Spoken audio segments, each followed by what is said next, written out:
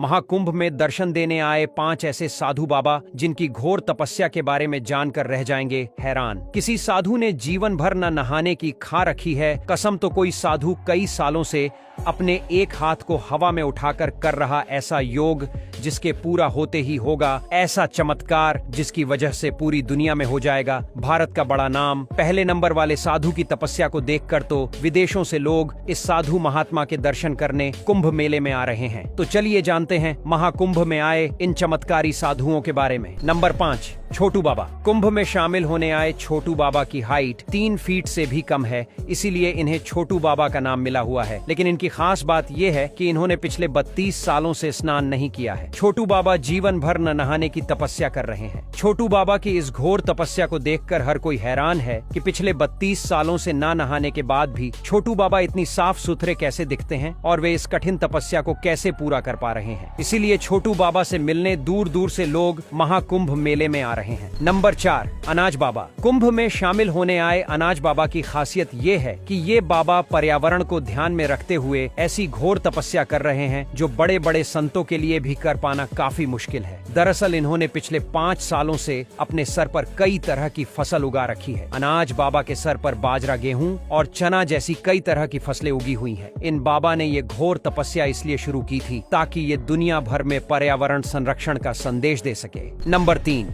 राधेपुरी बाबा। उज्जैन के रहने वाले राधेपुरी बाबा की तपस्या के बारे में जानकर पूरी दुनिया हैरान है। दरअसल राधेपुरी बाबा ने पिछले 15 सालों से अपना एक हाथ हवा में उठा रखा है। उनकी तपस्या के कारण उनके इस हाथ ने काम करना भी बंद कर दिया है, लेकिन इसके बावजूद भी उनका हाथ कभी नीचे नहीं हुआ। राधेपुरी बाबा के नाखून और उंगलियां भी एक दूसरे से जुड़ चुके हैं, जिस वजह से उनकी तपस्या को सबसे कठोर तपस्या भी माना जा रहा है। राधेपुरी बाबा का कहना है कि वे विश्व कल्याण के लिए इस तरह की तपस्या कर रहे हैं और जीवन भर उनका ये हाथ हवा में ही रहेगा। नंबर 2, चाबी वाले बाबा। महाकुंभ में आए चाबी वाले बाबा भी लोगों के आकर्षण का केंद्र बने हुए हैं। दरअसल चाबी वाले बाबा अपने गले में 20 किलो से भी ज्यादा वजन वाली चाबी लेकर घूमते हैं और वे ऐसा पिछले कई सालों से कर रहे हैं। चाबी वाले बाबा की ये तपस्या इतनी ज्यादा कठिन है कि उन्हें इस तपस्या की वजह से ठीक से चल फिर पानी में भी मुश्किल होती है, लेकिन फिर भी उन्होंने जीवन भर इस कठोर तपस्या को पूरा करने की कसम खा रखी है।